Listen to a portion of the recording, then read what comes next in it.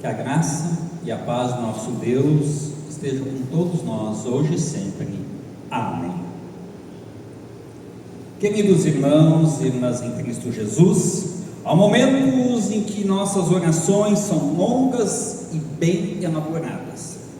Em outros, porém, a vida nos aperta tanto que conseguimos dizer apenas algumas palavras e com muita dificuldade. Quando Pedro começou a afundar, não houve tempo para uma oração extensa. Ele apenas gritou: Senhor, salva-me. É o que nos diz o texto de Mateus 14, versículo 30. Essa oração nasceu do medo, da fraqueza e da urgência por ajuda que vem de Deus. Mas foi dirigida à pessoa certa, Jesus Cristo, o Todo-Poderoso. Os textos deste final de semana, o Salmo 18, Jó 38, Romanos 10, Mateus 14, nos mostram que Deus é sim o Criador de todas as coisas, das águas, das tempestades e também o provedor da própria salvação. Sua palavra, seus atos testemunham quem Ele é. Por isso somos chamados a ouvir essa palavra, confiar em Cristo e clamar por sua ajuda. Nesse dia que antecede o Dia dos Pais, também recordamos, na verdade, o quanto Deus cuida dos filhos e também cuida daqueles aos quais Ele coloca como cuidadores dos filhos, os nossos pais. Os pais humanos são importantes, não tenho dúvida quanto a isso, mas são limitados, e muito limitados dentro daquilo que os filhos precisam, muitas vezes. Alguns foram presentes e amorosos, outros falharam completamente, abandonando seus filhos. Outros apenas os fizeram pelo ato, mas nunca mais se interessaram, e muitos ainda desejaram que este filho fosse abortado e foi rejeitado ainda no ventre da sua mãe. E sem contar que aqueles que se dizem pai, mas são totalmente ausentes, não são capazes de serem pais presentes, corrigirem, educarem aos seus filhos para que esses possam então de fato servir ao Deus verdadeiro.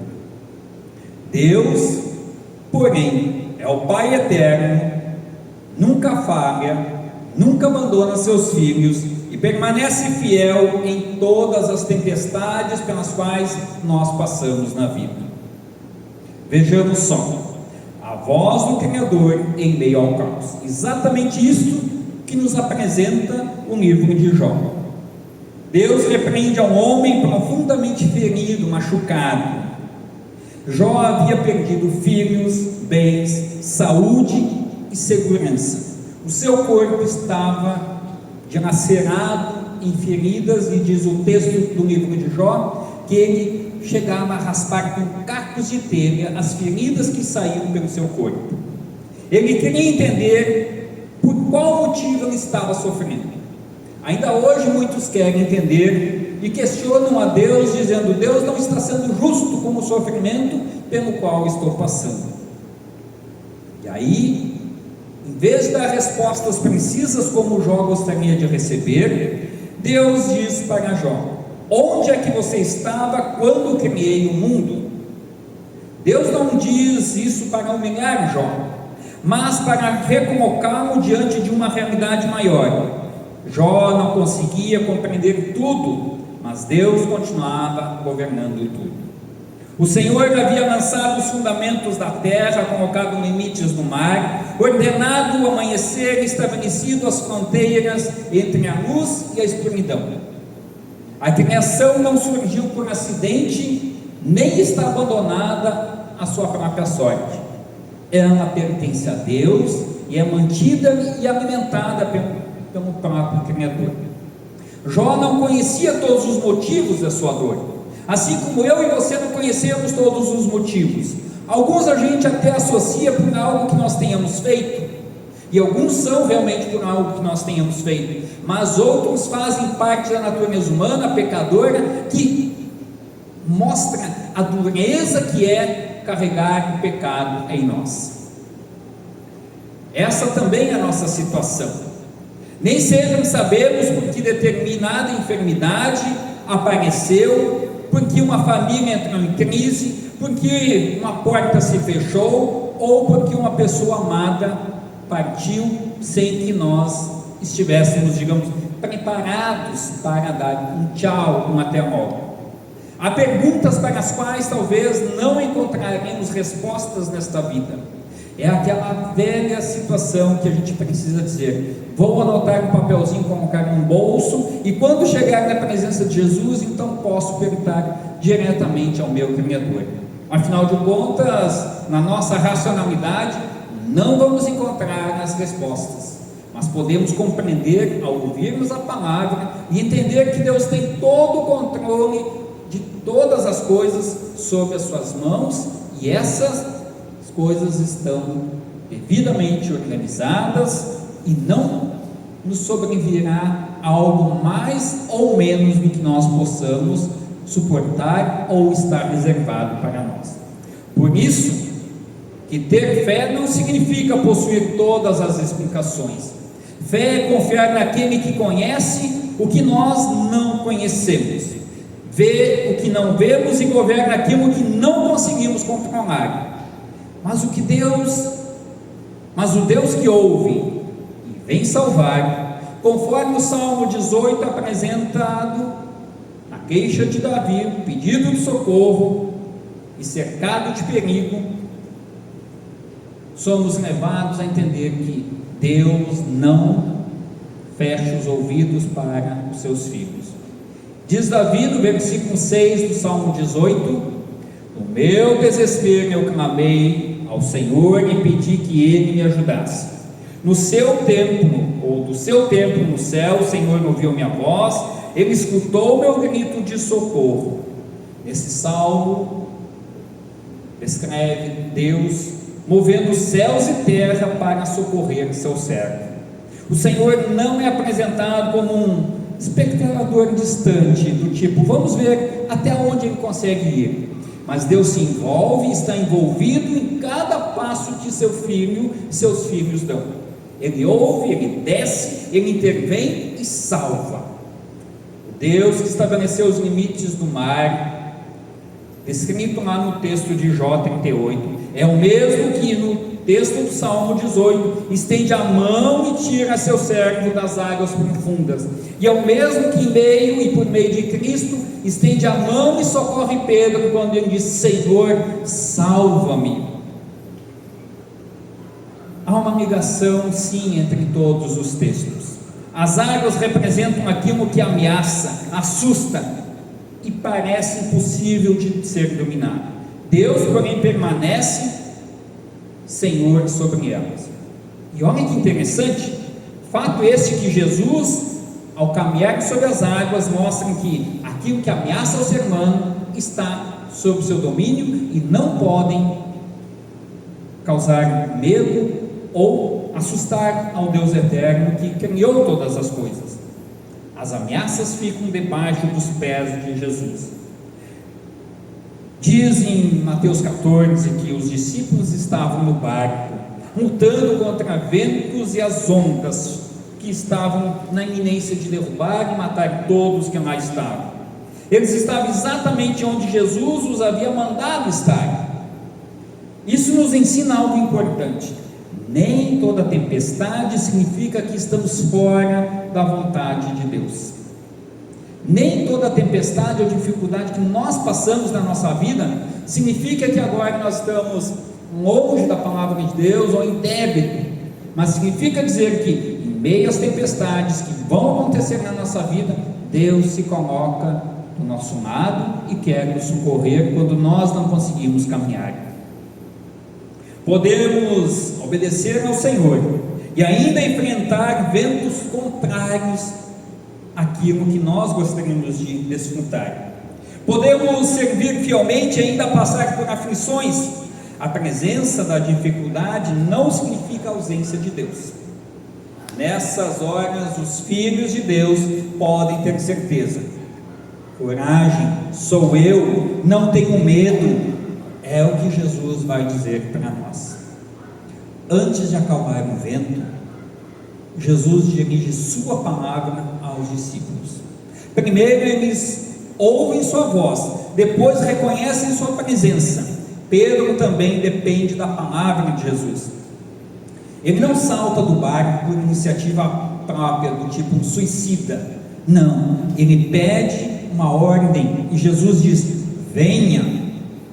Pedro sai do barco sustentado pela firmeza e a certeza de que a palavra do Senhor Jesus, ela pode manter-nos de pé em meio aos tormentos e os sofrimentos que a vida nos apresenta.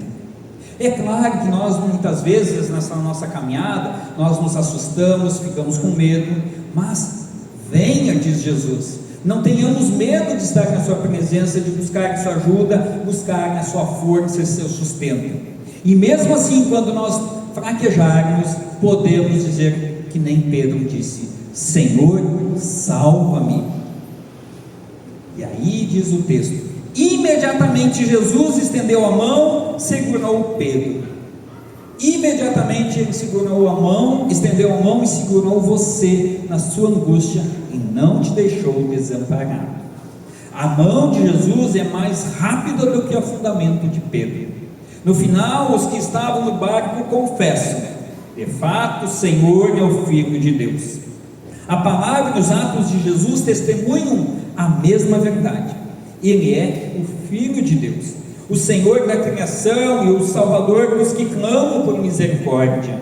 Sabemos isso pelo ouvir da palavra, pois a fé não nasce de enxergarmos tudo com clareza ou dizer eu entendi tudo. Ela nasce de ouvirmos a voz de Cristo em sua palavra. Sua voz alcança a escuridão e nos conduz à salvação. A fé vem pelo ouvir. Romanos 10 nos lembra que a fé vem por ouvir a mensagem, e a mensagem vem por meio da pregação a respeito de Cristo. É o que nos diz Romanos 10, 17. A fé cristã não é criada por nossa força de vontade. Ela não nasce simplesmente por pensamentos positivos, emoções intensas, choros, lágrimas no banco de uma igreja, ou decisões humanas do tipo, daqui em diante eu vou seguir a Deus e ponto, nada vai me afastar. Mas a fé nasce por ouvirmos a palavra e nos colocarmos submissos a essa palavra, que então o Espírito Santo poderá trabalhar e vai transformar a nossa vida para entendermos que na morte de cruz nós somos aceitos e resgatados por Cristo para um Deus eterno. O Espírito Santo produz, fortalece a fé por meio da palavra que anuncia Cristo. Por isso, se não ouvir, ler a palavra de Deus, teremos uma fé fraca, uma fé poeira, que é levada pelo vento das circunstâncias. Não sei se você já tinha ouvido falar a expressão da fé poeira. É exatamente isso que muitas pessoas hoje em dia têm. Tu lê o texto bíblico, tu fala de Jesus, nossa, que coisa bacana, passa um hino, uma mensagem, elas acham muito bonitas essas coisas todas, mas por conta das circunstâncias, essa fé, essa confiança evapora de um jeito que elas não percebem que aquilo que elas acabaram de ouvir é para o fortalecimento da fé. Por isso, ouvir a pregação não é um detalhe secundário da vida cristã. Quando a palavra de Deus é anunciada fielmente, Cristo é proclamado como o Senhor e Salvador que morreu e ressuscitou por nós. Meus irmãos, por meio dessa mensagem, Deus confronta o pecado, oferece perdão, consola os aflitos e chama aqueles que estão afastados para perto dele por causa do que Jesus fez. Aqui é importante entender que podemos estar fisicamente presentes no culto, mas com o coração totalmente distantes, focados em outras coisas, numa festa, num evento, num aniversário, no que vai jantar, no que vai almoçar, enfim, N coisas podem ocupar nossa mente, mas Nem sempre aquele que está no banco da igreja necessariamente está prestando atenção. Que Deus nos livre dessa fraqueza e que Deus nos livre desse rejeitar a palavra. Podemos ouvir a leitura bíblica enquanto a mente está presa às preocupações da semana, daquilo que passou ou daquilo que ainda vai acontecer. Podemos até conhecer muitos textos e ainda saber recitar salmos ou textos bíblicos de cor e salteado, e mesmo assim resistir àquilo que Deus nos diz. Então, logo, ouvir com fé é receber a palavra como palavra de Deus para nós, não duvidando, aceitando como sendo para nós. Paulo também afirma: se você disser com sua boca Jesus é Senhor, e no seu coração crer que Deus ressuscitou Jesus, você será salvo. É o que nos afirma o versículo 9 de Romanos 10. O mesmo Pedro que gritou: Senhor, salva-me, experimentou concretamente esta verdade. Ele invocou o Senhor e foi socorrido. Como ensina Romanos, todos os que pedirem a ajuda do Senhor serão salvos. Essa promessa não significa que o cristão nunca sofrerá, mas que ninguém que se refugie em Cristo será abandonado por Ele. Nem o pecado confessado, nem a profundidade da dor, nem a violência das ondas pode separar o crente da mão salvadora de Jesus, que é rápida e certeira em nos socorrer. Qual que é a velocidade de alguém que está se afundando, sucumbir nas águas? Talvez, se você é um bom matemático, você faria um cálculo da massa, da velocidade, enfim, da densidade da água. Todas essas coisas seriam impossíveis calcular, mas com certeza seria muito rápido. Mas diz o texto: imediatamente Jesus segurou Pedro pela mão. Ou seja, não precisa você se desesperar do tipo: eu agora preciso me acertar perante Deus, fazer algumas coisinhas para me sentir bem, para depois estar na casa do Senhor. Não, é agora, é o hoje, não deixe para amanhã. Isso eu preciso falar para as pessoas da minha casa, para os meus amigos, para os meus familiares, para as pessoas com quem eu convivo. É o hoje, não esperemos o amanhã para falar da graça e do amor de Cristo. Existem muitas coisas que nos afastam de Deus. Meus irmãos, o cuidado de Deus para conosco não significa que o cristão nunca sofrerá. Já falamos isso, mas precisa ser repetido para que isso seja óbvio e que nunca tenhamos dúvida a respeito. Mas que ninguém que se refugia em Cristo precisa dizer: e agora? Será que ele ainda vai me acudir? Com certeza você está amparado e sustentado nas mãos do Senhor. Então vamos entender isso agora para a nossa prática da vida diária. Vamos destacar alguns pontos. O primeiro: ouça a palavra acima do barulho da tempestade. Existem muitas vozes disputando o nosso coração, e o medo da culpa, da ansiedade, da opinião pública e do desânimo tentam nos tirar a coragem para permanecermos na palavra. Essas vozes dizem: ei, você está sozinho, está lascado, não há saída, Deus esqueceu de você. A pregação do Evangelho anuncia outra verdade: Jesus é Senhor, Jesus está presente e Jesus salva. Por isso precisamos voltar continuamente à palavra. Tem um videozinho na internet em que um menininho que vai para uma escola, talvez nos primeiros dias, ele chega em casa da escola e pergunta: e aí, como é que foi a aula? Foi bom? Aprendeu tudo? Acho que não, porque eu tenho que voltar amanhã ainda. Assim é a palavra de Deus. Talvez você já tenha visto esse videozinho dessa criança sendo muito sincera e reconhecendo que precisa voltar à escola para aprender. Do mesmo modo, nós precisamos voltar à igreja para ouvir a palavra. Segundo ponto: não esconda o seu grito de socorro. Não diga: bom, mas se eu falar que eu preciso da ajuda de Deus, o que os outros vão pensar de mim? Dane-se os outros. Você se preocupa em estar em comunhão com o teu Deus, que quer ouvir o teu grito de socorro, quer te socorrer, quer te dar uma nova oportunidade. Pedro não tentou aparentar força. Quando começou a afundar, ele gritou. Davi também clamou em seu desespero quando estava cercado com seus inimigos, Saul e tantos outros. E mais tarde, foi atendido. E mais tarde, quando ele havia pecado com Batseba, havia caído de novo em pecado, ele novamente reconhece no Salmo 50, versículo 15, dizendo que todo aquele que invoca o Senhor será atendido. A verdadeira fé não é fingir que está tudo bem. Fé é levar nossa verdadeira situação ao verdadeiro Senhor. Possivelmente hoje a tua ou a oração de alguém seja apenas: Senhor, salva-me, ou em favor de alguém, de um familiar, de pessoa querida, ou de você mesmo. Essa oração pode nascer de uma crise familiar, de uma enfermidade, do peso da culpa, das dificuldades financeiras, da solidão ou do medo do futuro. Importante lembrar, Cristo não despreza essa sua oração feita com sinceridade. Ele continua cuidando da sua igreja. Terceiro ponto que eu quero convidar a você a entender para aplicarmos na vida prática: confie no Pai que nunca abandona seus filhos.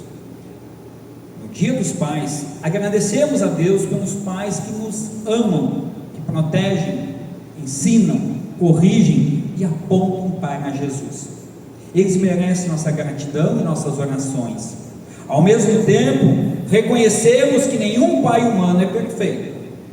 O meu pai biológico tem seus muitos defeitos, mas também tem suas qualidades. E assim são os pais de todos nós. Alguns já partiram, outros ainda estão, mas com certeza gostamos de recordar das coisas boas e queremos evitar aqueles pecados que nós cometiam, que nós víamos que era pecado e errado, para então não nos repetir. Que assim possamos nos espelhar e dizer: isto não me serve, isto aqui não quero nem ver perto de mim, dirá seguir este exemplo. Outros tiveram pais muito bons, é bem verdade, mas por outro lado, muitos outros tiveram pais duros, negligentes, ou até mesmo muito violentos com seus filhos ou com as suas esposas.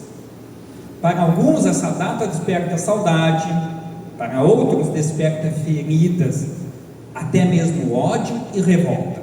A igreja não deve ignorar essas experiências nem forçar uma celebração superficial do tipo Feliz Dia dos Pais, como se nada de ruim acontecesse no ambiente de família. Mas é preciso que a gente recorde que, se os pais humanos são falhos, devemos olhar para o nosso maior exemplo de pai amoroso e confiar nele, a ele todas as nossas necessidades, que é o Deus Pai, Criador do céu e da terra. Ele é o Criador de todas as coisas. É o que nos confirma Jó 38, que nós ouvimos há pouco. É aquele que ouve o clamor, conforme o Salmo 18. É aquele que envia sua palavra para despertar a fé, conforme Romanos 10. E aquele que se aproxima de nós em Cristo diz: coragem, eu estou contigo, e não largo a sua mão. Talvez alguém tenha aprendido a desconfiar da palavra Pai, por nas N situações que já viveu, porque ouviu promessas que nunca foram cumpridas. Mas Deus, nosso Pai eterno, não mente, não desaparece e não abandona seus filhos. Tanto é que diz o Salmo 139 que quando estávamos crescendo em segredo no ventre da nossa mãe, ou seja, que a nossa mãe nem sabia que lá estávamos sendo formados, Deus já estava cuidando de nós, nos protegendo e nos amparando. Quarto ponto: pais, façam sua voz servir a voz de Cristo. Ou seja, a missão de todo pai cristão não é parecer todo poderoso. Somente Deus é todo poderoso, mas a função de um pai cristão é dizer: filho, eu quero te ensinar o melhor, mas sou falho. Confie naquilo que Deus tem para você. Aquilo não falha, nunca vai te deixar desamparado.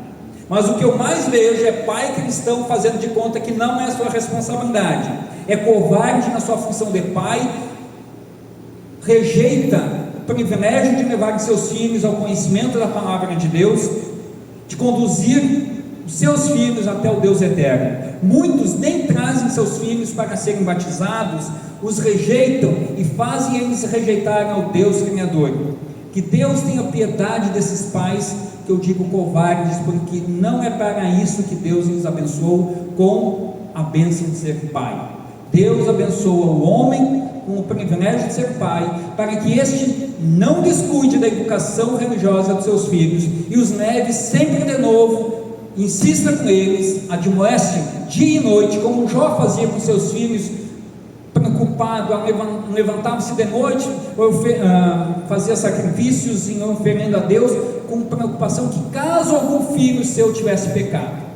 E hoje cada vez mais nós vemos pais fugindo dessa responsabilidade, agindo como se fosse amiguinho dos filhos. Pais não têm que ser amigo de filho, pai tem que ser pai.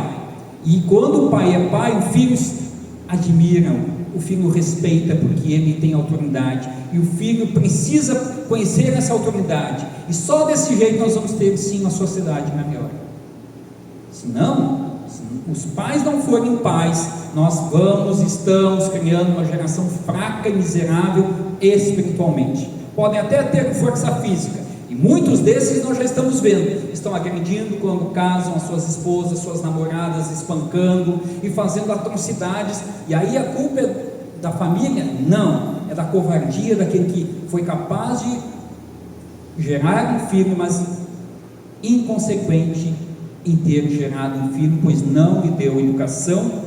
Agora, ser pai significa ensinar seus filhos a orar com eles, ler e ensinar a palavra de Deus, cumpre as suas promessas, e se possível, quando não consegue, diz: eu não consigo dar conta sozinho, eu gostaria de ter feito isso para ti, mas não consegui. Que Deus nos ajude, vamos repensar e reconstrói sempre de novo um vínculo de fidelidade com seus filhos. Pede perdão quando falha, suas promessas sabe ele que também não consegue cumprir todas.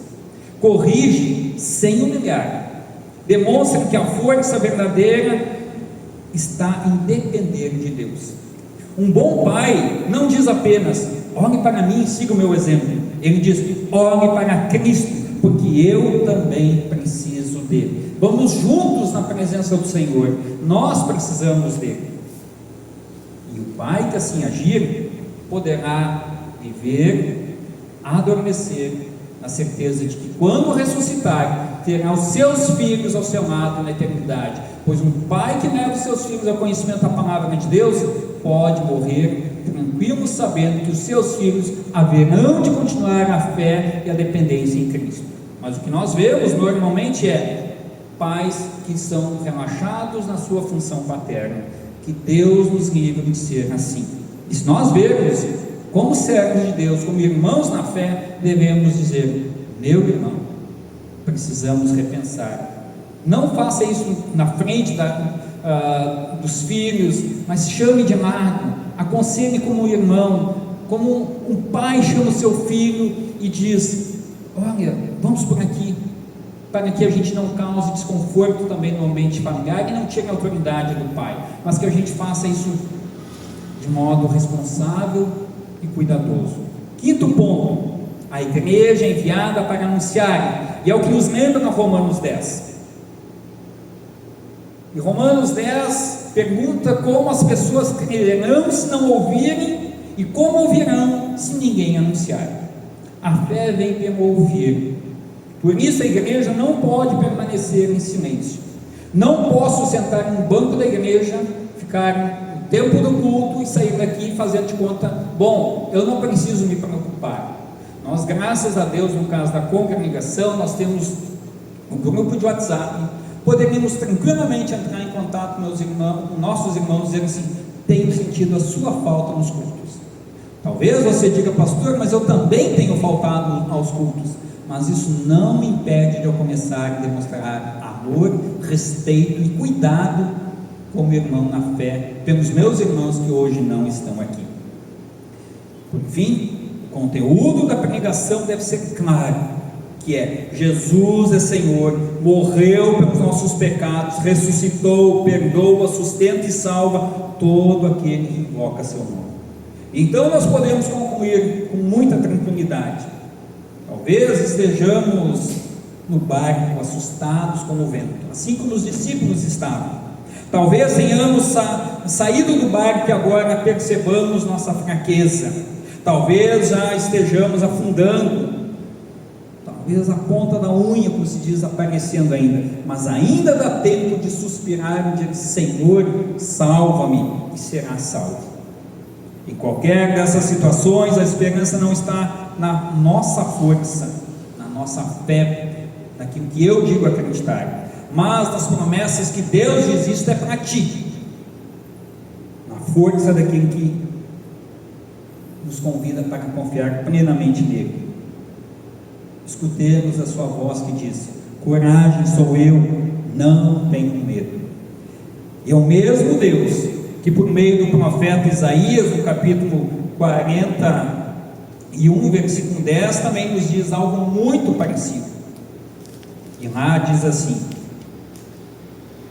não fiquem com medo, pois estou com vocês, não se apavorem, pois eu sou o seu Deus, eu lhes dou forças e os ajudo, eu os protejo com a minha forte mão.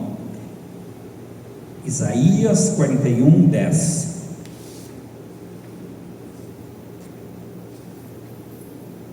E respondamos com a oração de Pedro: Senhor, salva-me quando vierem os medos. Jesus Cristo, Ele é o Todo-Poderoso.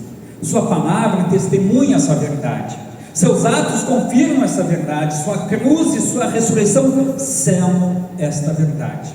Os pais humanos podem falhar e vão falhar, mesmo quando amam sinceramente. Alguns podem até abandonar seus filhos. Deus, nosso Pai e Criador, porém, nunca falha, nunca se esquece e nunca abandona os que pertencem a Cristo e que confiam na obra redentora do Senhor Jesus.